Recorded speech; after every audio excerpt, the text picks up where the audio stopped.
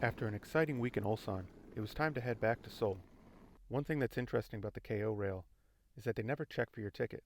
You buy a ticket online, but you never have to scan it to get onto the train, and when you're on the train, nobody ever asks you for it. Apparently, they just check the seats that are supposed to be filled, and if there's a body there, they don't bother asking you for the ticket. Either way, it was about a 2.5 hour train ride up to Seoul on what I'd like to call the Seoul train.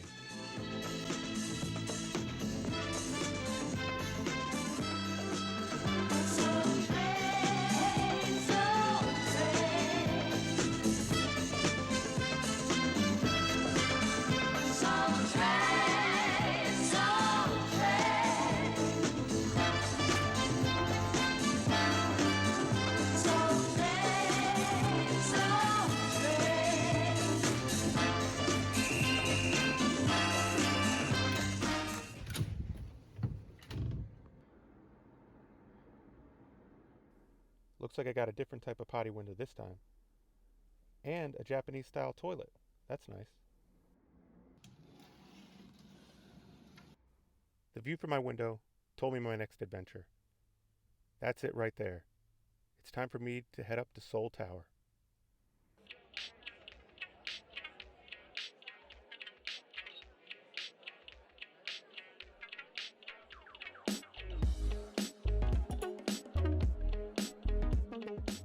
It's a little over a mile walk from my hotel in Namdaemun to get to the tower. Seoul Tower is located on top of Namsan Mountain. Getting up to the top is pretty easy. You can either take the winding path or you can be lazy and take the gondola, which is what I did.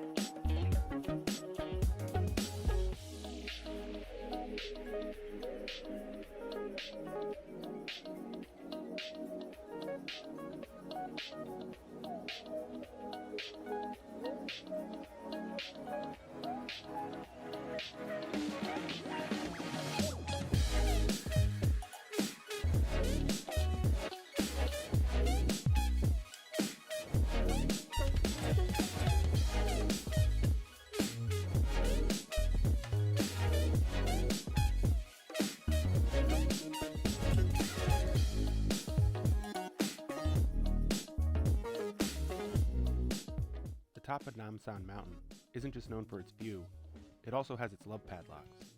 The love padlocks is a trend that can be seen in a lot of Korean dramas and movies. What happens is a couple will purchase a padlock, go up there, lock it up to something, and throw away the key to kind of symbolize everlasting love. Another thing that people do on top of the mountain is there's a photo booth that you can then take the pictures of you and your loved one and put them on the wall.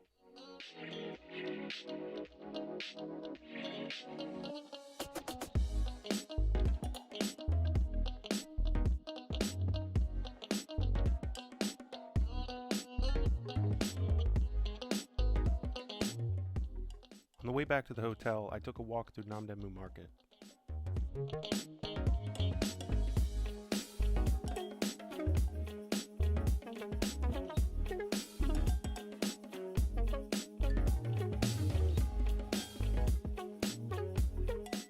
The market overall isn't very interesting, but I did enjoy seeing some of the mistranslated clothing.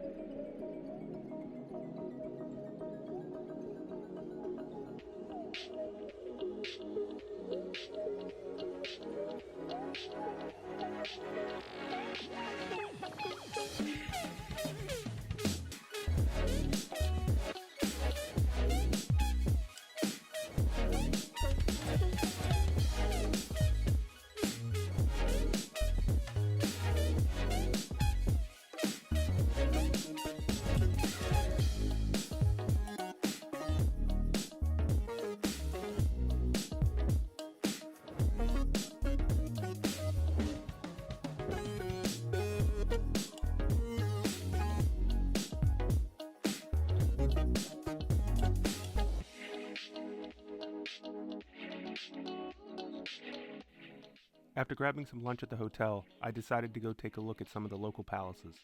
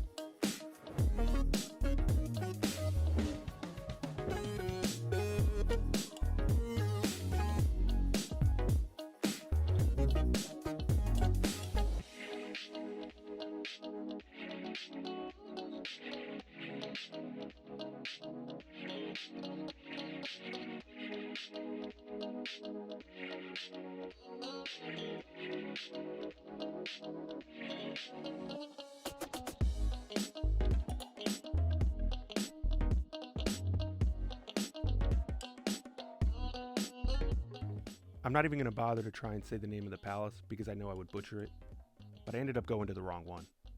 You see, this is the palace that I intended to go to, and this is the palace that I actually went to.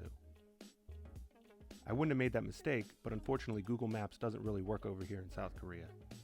So the next morning I was going to head to the larger palace and see how that went.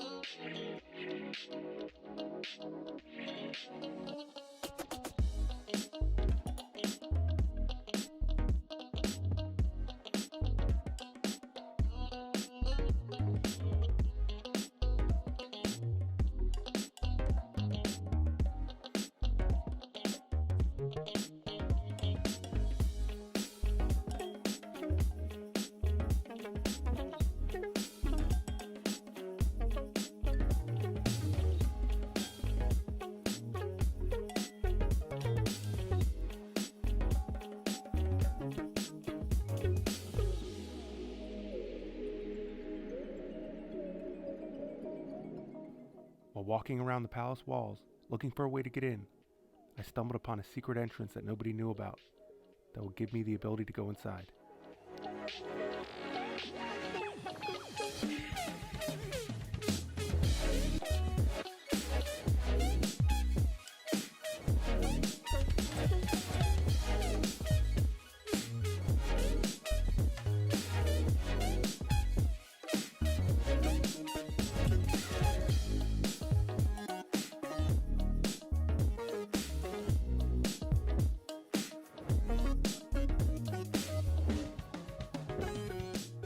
While walking inside the walls, I realized that it was starting to rain.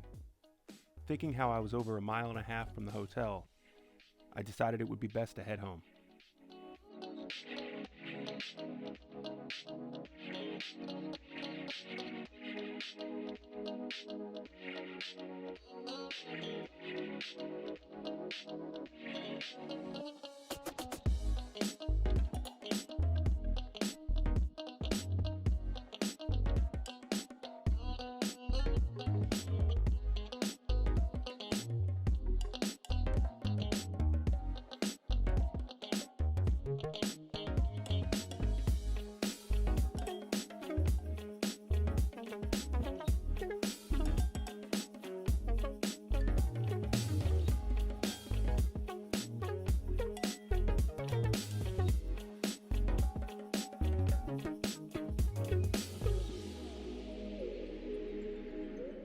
Soaking wet, I got back to my hotel room, dried off all my clothes, and waited for my taxi to come take me to the airport.